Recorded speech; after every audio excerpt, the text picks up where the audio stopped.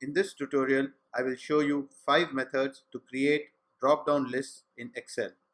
Of these 5 methods, 2 of these methods can be used to create dynamic drop-down lists.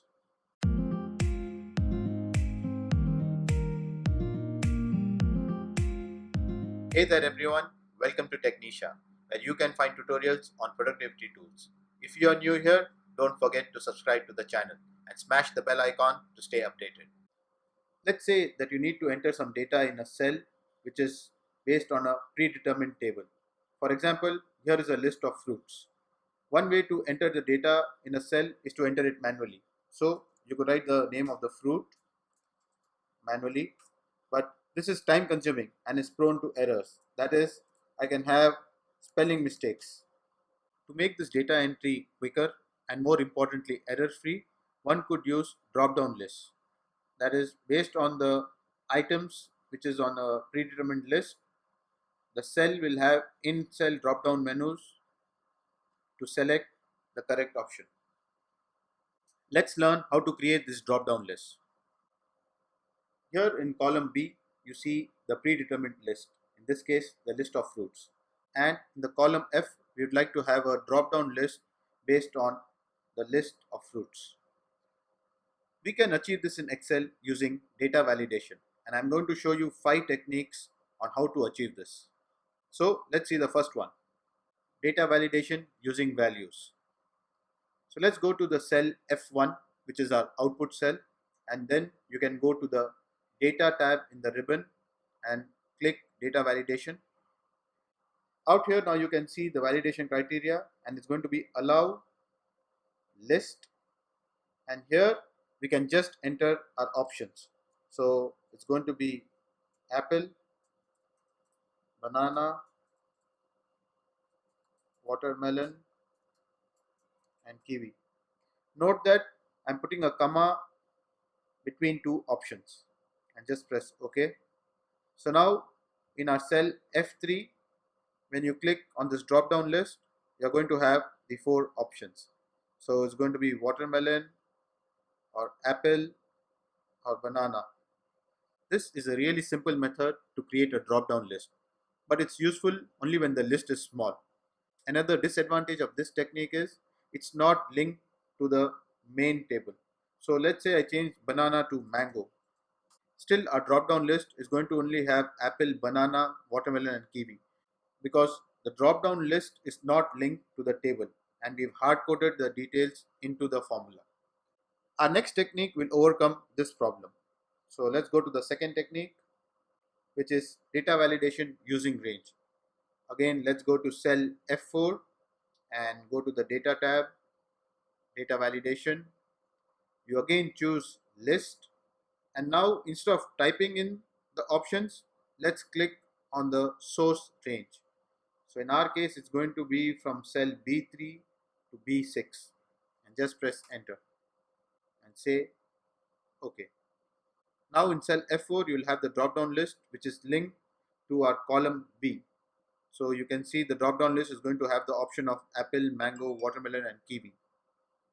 This drop down list is linked to the range. So if I change, let's say from apple to banana, the drop down options will have the updated list.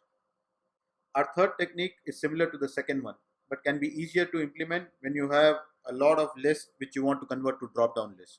In the third technique, which is data validation using named range, we need to first name this range.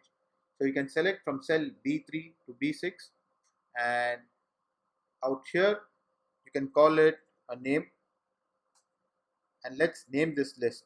Let's call it FR LIST, that is the fruit list, and just press enter. So now we know that these 4 items come under FR list, which is fruit list, and you can use this name range in your data validation. So if you go to the cell F5, let's go to data validation. Again, you can choose list, and now in the source, instead of going and selecting your list manually, all you need to do is enter equal to FRLIST, which is the named range for those fruit lists, and just say OK. And there you will have a named range, which is again linked to the source list. So if I change kiwi to, let's say, apple, now you will have the updated list. All the three techniques I've shown you till now are really easy to implement, but they are not totally dynamic. That is, if I add another fruit out here, let's say it's going to be orange. None of these three techniques is going to capture the orange. In the first technique, until we put orange in the data validation formula, it's not going to show up. And both in technique 2 and 3, it's only going to take the first 4 items. Our next two techniques will show you how to make this drop-down list completely dynamic. So let's take a look at them. The first one is called data validation using offset. We are going to use an Excel formula called offset to make our drop-down list dynamic. So let's see how to do that. Let's go to cell F4 now, and again go to our data validation tab, and here we are going to put list, and the source, instead of giving the range or a name range, we are going to put a formula. It's equal to offset of, you need to put the starting cell.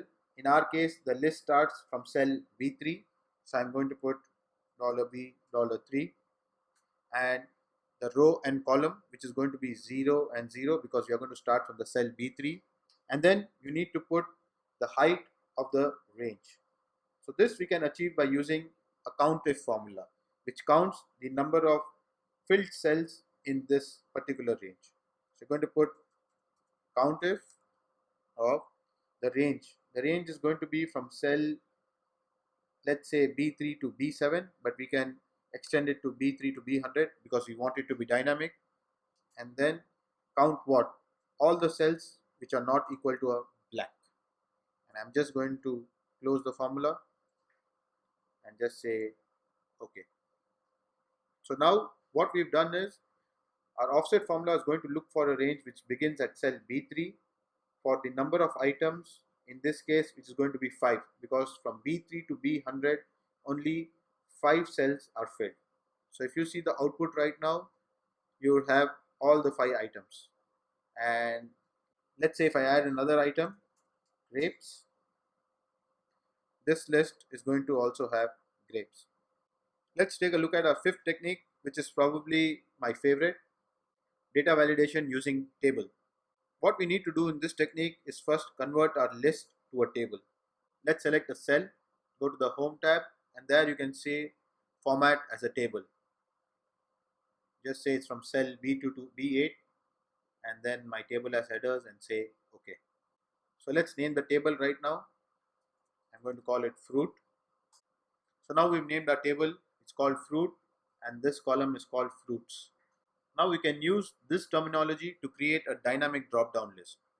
So let's go to the cell F7, which is our technique 5, go to data, data validation, again go to our trusted list, and now in the source we are going to use a formula called indirect, which is indirect of, put a double quotes and put the table name. So our table name is called fruit, and the column name is called fruits, F-R-U-I-T-S, fruits.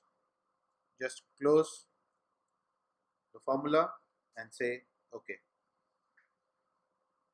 There you have the full list. The advantage of doing this is, since a table is dynamic, when you add a new fruit in it, let's say we add lychee, the table automatically expands, and hence the fruits will also now include lychee. So if you go to the data validation using table, you will have even lychee included. Also, our technique 4 will include lychee, because now the COUNTIF formula up till 100 includes another item. So if you go and check here, lychee will also be there. Here you've seen 5 techniques to easily implement drop-down lists. You can use any of them based on your needs, but I will recommend you to use technique 4 and 5 because they are dynamic and will ensure that your Excel is future-proof. I hope that this tutorial was of use to you.